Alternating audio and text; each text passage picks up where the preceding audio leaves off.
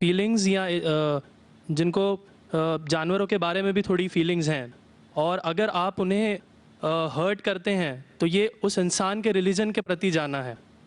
تو میرا یہ ماننا ہے کہ بھگوان کچھ نہیں ہے، صرف ایک یونیورسل بردرہڈ کا مادھیم ہے تاکہ ایک بھگوان کو ہم پوجیں یا عبادت کریں اور اس کے تھرو ہم یونائٹ ہو جائیں.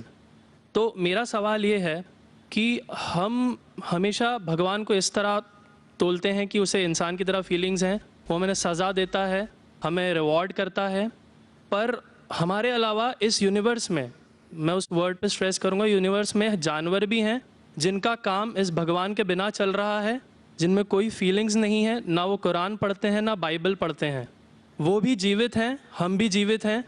ہمیں ایک گمان ہو گیا ہے کہ ہم تھوڑے سمارٹ ہیں، پر وہ بھی اس سرشٹی کا حصہ ہیں. تو اس یونیورسل بردرہڈ میں ان کے پرتی ہماری بھاونائیں کے بارے میں کچھ ذکر ہو، اور میں جاننا چاہوں گا کہ کیا پینتھیزم اس کا ایک سولوشن نہیں ہے، کیونکہ اس میں ہم کسی ایک انڈیویجول کو ورشپ نہیں کرتے. جیسا کہ جوڈائزم میں کہا گیا کہ I am a jealous God, اور ایک جیلس ایک ایسا ایموشن نہیں ہے جسے ہم پوج سکیں میرے حساب سے. پر اگر ہم پینتھیزم کو ایک سولوشن مانیں تو یہ ایک ایسی چیز ہے جو ہمیشہ رہی ہے.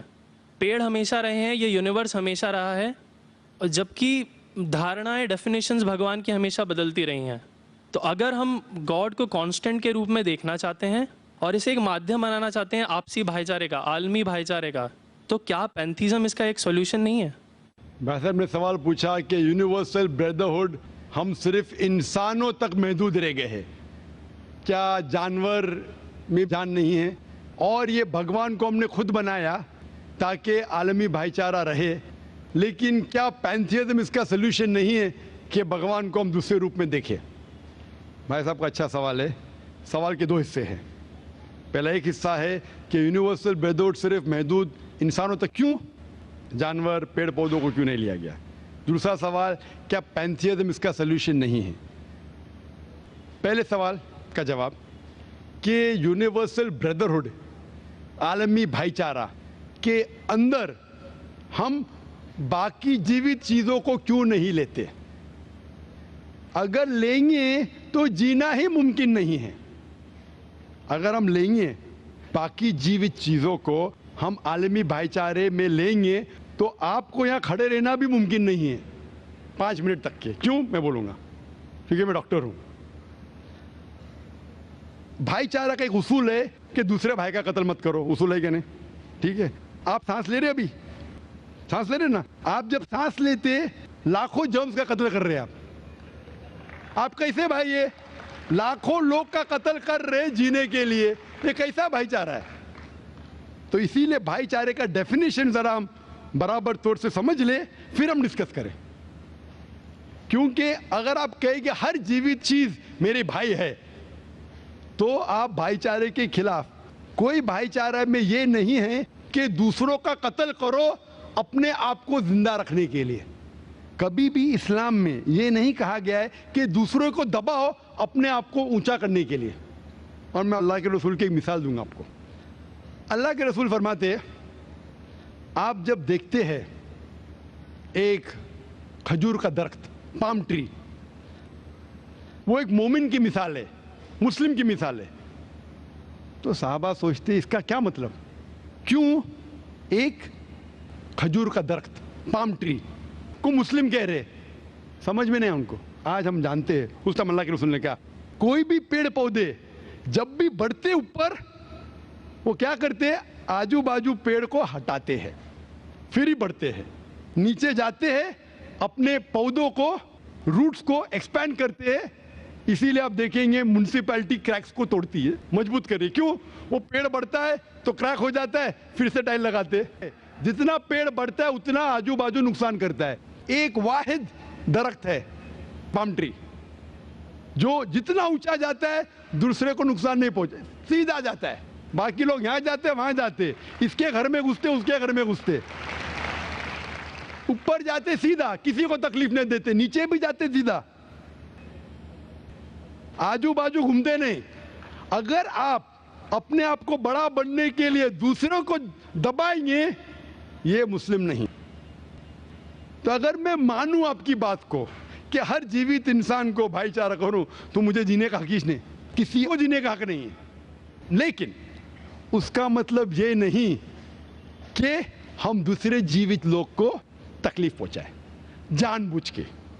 اسی لیے اسلام میں جب محمد صلی اللہ علیہ وسلم پیغام دیے عرب دیشوں میں، عرب ممالک میں، تو لوگ نے کہا یہ کیسا انسان ہے. جب اللہ کے رسول نے کہا کہ اونٹ کے اوپر زیادہ وزن مت ڈالو، حرام ہے، گھوڑے کو زیادہ تکلیف مت دو، تو لوگ کہنے لگے یہ تو ابھی انسانوں کی حقوق کی بات کر رہا تھا، ابھی جانوروں کے حقوق کی بات کر رہا ہے.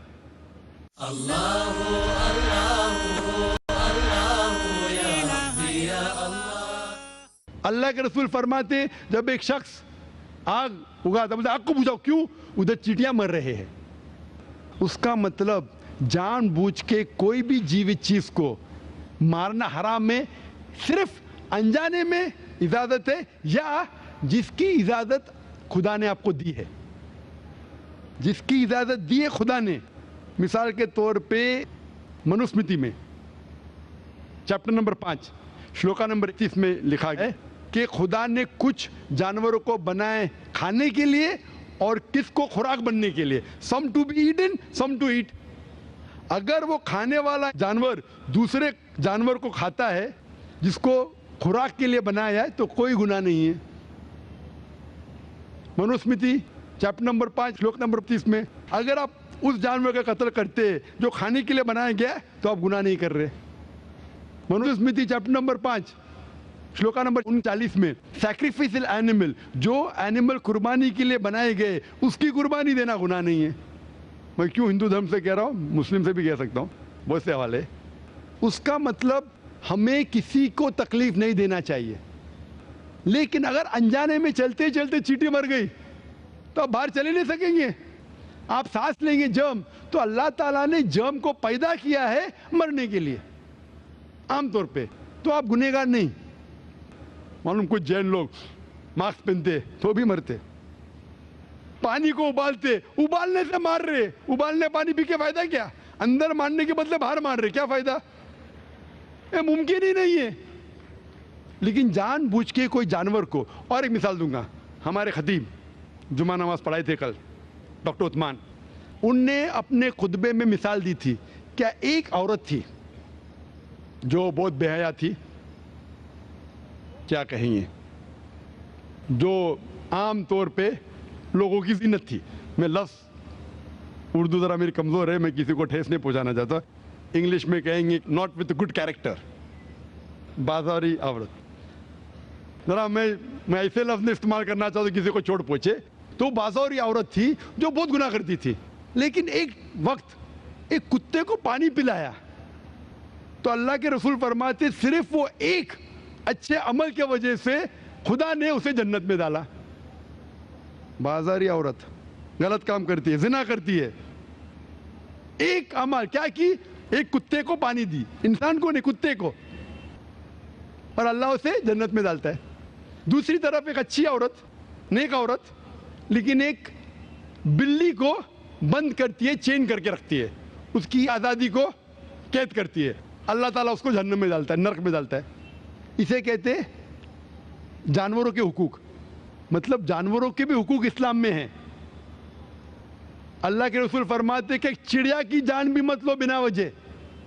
چڑیا، اسپیرو، آپ پڑھیں گے قرآن میں اور حدیث میں کئی اس کے پر لیکچر. تو اس لیے ہم مانتے ہیں کہ جیوت چیز کا ہمیں احترام کرنا چاہیے، اس کے رول ریگولیشن ہے.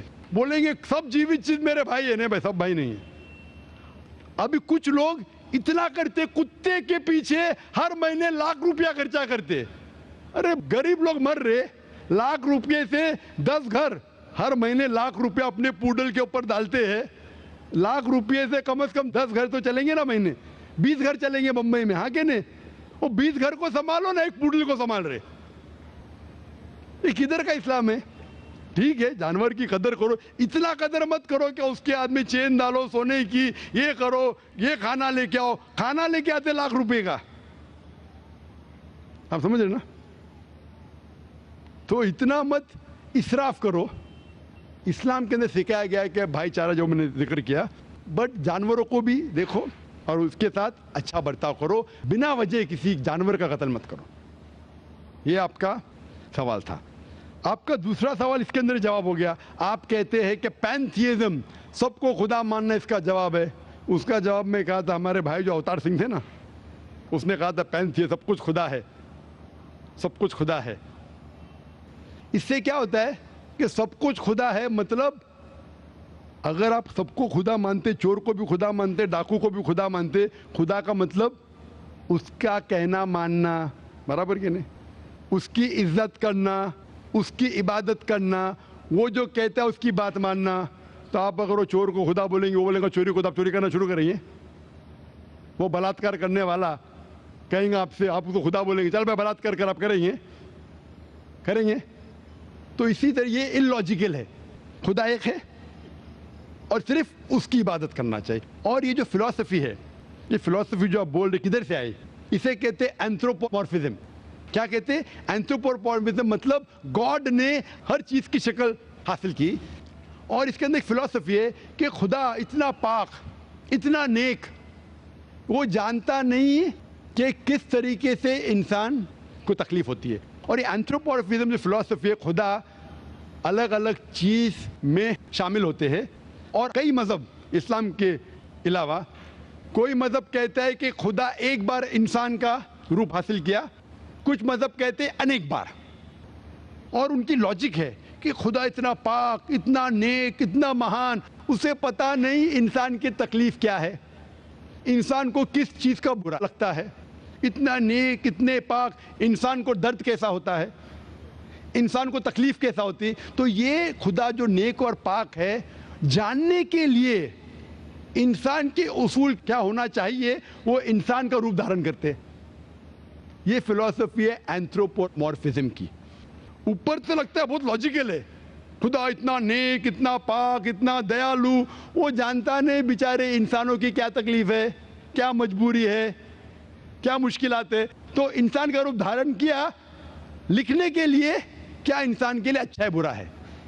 ऊपर से देखें तो बहुत अच्छा लगता है, लेकिन तहकीक करेंगे मंतिक से तो एकदम ही गलत। मिसाल के तौर पे, अगर मैंने एक डीवीडी प्लेयर बनाया, डीवीडी प्लेयर, क्या मुझे जरूरी है कि मैं डीवीडी प्लेयर बनूं ये जानने के लिए डीवीडी प्लेयर के लिए क्या अच्छा है क्या बुरा है? जरूरी है? नहीं। मैं एक इंस्ट्रक्शन मैन्युअल लिखूंगा कि डीवीडी प्लेयर को प्ले करने के लिए डीवीडी डालो, प्ले का बटन दबाओ, स्किप करने का स्किप का बटन दबाओ, स्टॉप करने का स्टॉप का बटन दबाओ, पानी में मत डालो खराब हो जाएगा, ऊपर से मत फेंको खराब हो जाएगा। मुझे डीवीडी प्लेयर बनने की जरूरत नहीं। इसी तरीके से खुदा हमारा खालिक है, हमारा बनाने वाला है, हमारा पैदा करने वाला है, उसको इंसान बनने की जरूरत ही नहीं। वो क्या करता है? इंस्ट्रक्शन मैन्युअल लिखता है, इंसान के लिए क्या अच्छा है क्या बुरा है, क्या खाना चाहिए क्या नहीं खाना चाहिए, कैसा इबादत करना चाहिए। और इस खुदा का आखिरी इंस्ट्रक्शन मैन्युअल है कुरान। इस ईश्वर, इस भगवान, इस अल्लाह, इस खुदा का आखिरी इंस्ट्रक्शन मैन्युअल है कुरान। इस कुरान मजीद में लिखा है आपके लिए क्या अच्छा है क्या बुरा है, किस तरीके से जानवर से अच्छा बर्ताव करना चाहिए, किस तरीके से भाईचारा बढ़ना चाहिए, किस तरीके से गरीबों की मदद करना चाहिए, सब लिखा है इसमें। खुदा को खुद इंसान बनने की जरूरत नहीं, क्योंकि वो हमारा खालिक है, हमारा मालिक है। तो इसीलिए ये पैंथियज्म फिलॉसफी इज टोटली रॉन्ग। और वेद में किधर नहीं लिखा है, आप जाएंगे दूसरी किताबों में लिखा है, आप अगर देखेंगे मेरी कैसेट हिंदुइज्म एंड इस्लाम पे, लेकिन वो किताबें वेद से ऊंची नहीं है। वेद में सिर्फ लिखा है तौहीद के बारे में, एक खुदा के बारे में, एक कम सत्य विप्रा बहुधा वेदांते, खुदा एक है, उसको नाम अलहदा दे सकते हैं आप, लेकिन खुदा एक है, उसकी सिफत आप बयान कर सकते हैं। और वो एक खुदा है न तस्य प्रतिमास्ति, उसका कोई अक्स नहीं है, ना कोई पिक्चर है, ना कोई पेंटिंग है, ना कोई मूर्ति है, ना कोई स्टैच्यू है। Hope that answers the question.